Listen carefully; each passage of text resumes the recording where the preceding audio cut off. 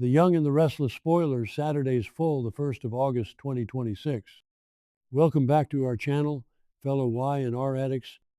Today is a beautiful day to dive into the absolute madness that our favorite soap has delivered, and we have so much to talk about. Grab your coffee or your wine, because we need to unpack this immediately. I literally cannot believe they actually went there with Phyllis and Matt Clark.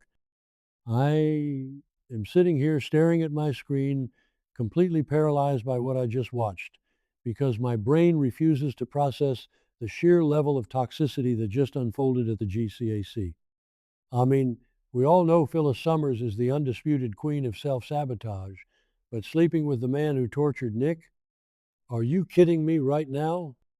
I have been watching this show for years, and I have defended Phyllis through some of her most unhinged eras, but this is a bridge too far.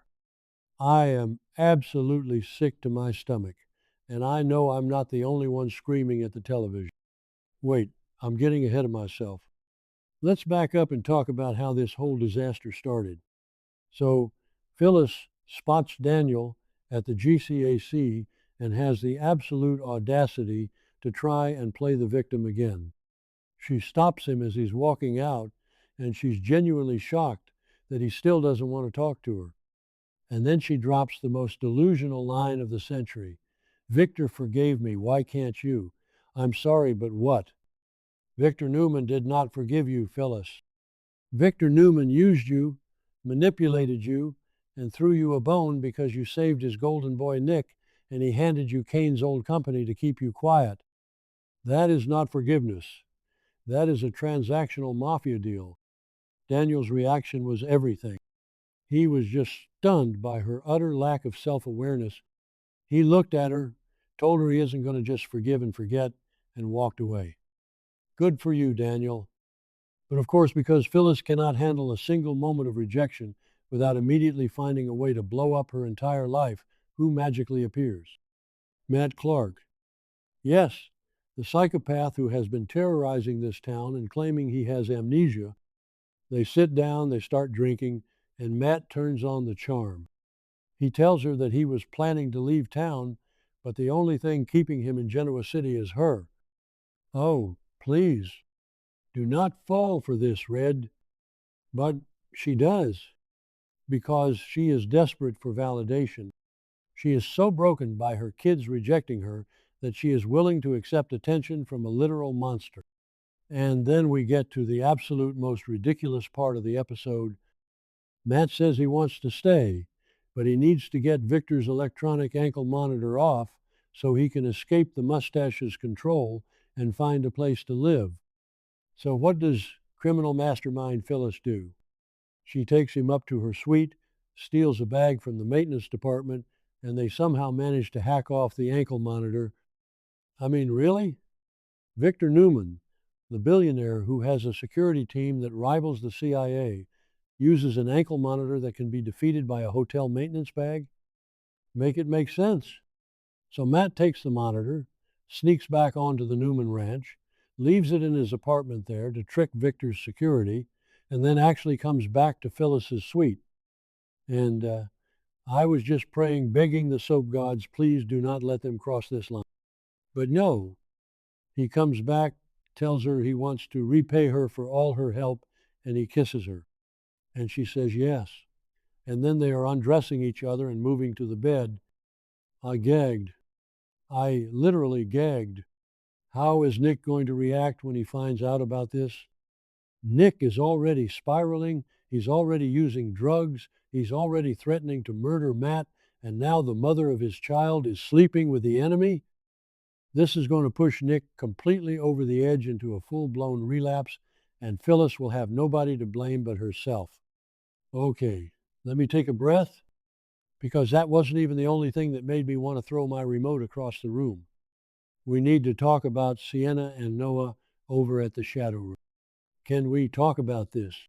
Noah is already a nervous wreck, and he asks Sienna why she's been acting so weird ever since Matt showed up. And Sienna, looking him dead in the eye, admits that she actually believes Matt is telling the truth. She thinks his amnesia is real and that he's a changed man. I am furious. How can Sienna be this naive? I know some people are loving this whole "is Matt really reformed" mystery, but personally, I am not buying it for a single second. Matt is a master manipulator. He thrives on fear and control. Noah's reaction was pure shock, and honestly, I feel so bad for him. Noah has the worst luck with women. Remember when they tried this kind of dynamic with Audra, where she was keeping massive secrets and playing games? Yeah, didn't work then either. Now Noah is watching his current girlfriend fall for the lies of the man who tortured his family. If Sienna keeps defending Matt, this relationship is completely doomed, and Noah is going to do something reckless. I am dreading it, but I'm also totally here for the drama. Speaking of reckless and doomed relationships, let's pivot to the Winter's Ashby disaster class. Lily and Cain. Lily and Cain. I can't even.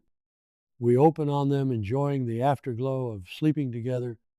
Why, Lily, why? This man literally blackmailed you. He used his bone marrow, the marrow needed to save your Uncle Malcolm's life, as leverage to steal back power at Chancellor Winters. He is a toxic, lying opportunist, and you are just hopping back into bed with him? I am so frustrated with the writers right now for undoing all of Lily's character growth. She is supposed to be this fierce, independent CEO, and yet she always falls back into Cain's trap. And right in the middle of their cozy little postcoital bliss, Devin calls. Devin wants to come over and talk. So Lily, instead of telling her brother that she's busy, actually tells Cain he has to leave so she can see Devin. Cain, being the smug jerk that he is, says he hopes they have many more nights like this and leaves. The audacity of this man. But honestly, Lily deserves the headache at this point. She is playing with fire. But let's talk about Devin for a second, because his storyline is breaking my heart and making me furious all at the same time. Devin is completely losing his mind over Mariah's impending release from the mental health facility. He is so consumed by his trauma over Dominic's kidnapping that he is pushing everyone away, especially Abby. We see them in society, and Abby is just begging for a crumb of attention. She tells him her mom is watching Dominic so they can have a late date night, just the two of them. She is trying so hard to be supportive, and what does Devin do? He completely shuts her out.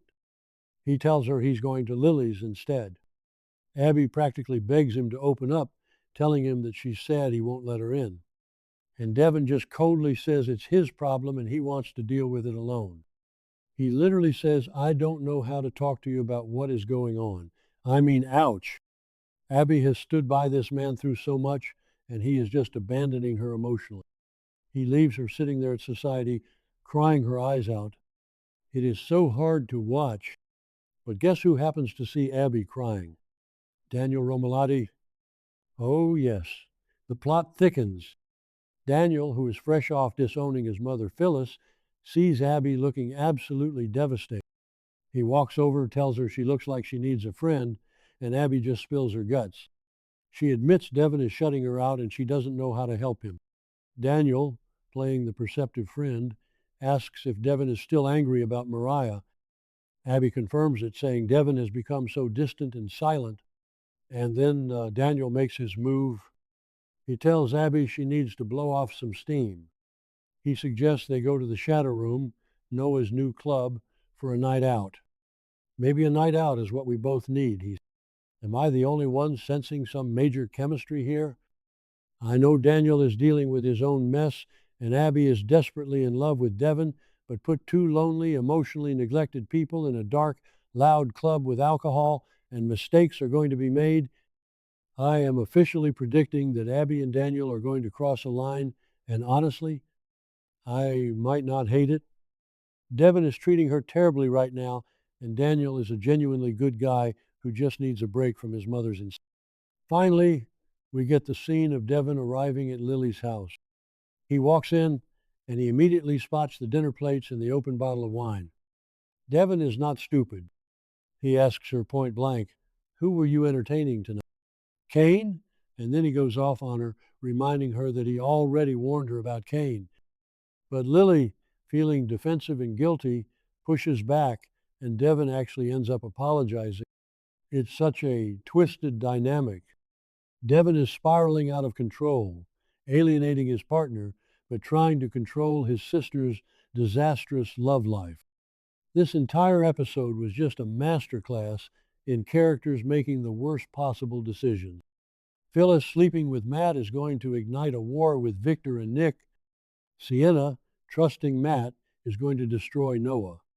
Lily sleeping with Kane is going to fracture the Winters family even more. And Devon pushing Abby away is going to drive her straight into Daniel's arms. I am exhausted, I am stressed, and I cannot wait for tomorrow's episode. Let me know in the comments if you are as worked up about this as I am, because I need to know I'm not screaming into the void.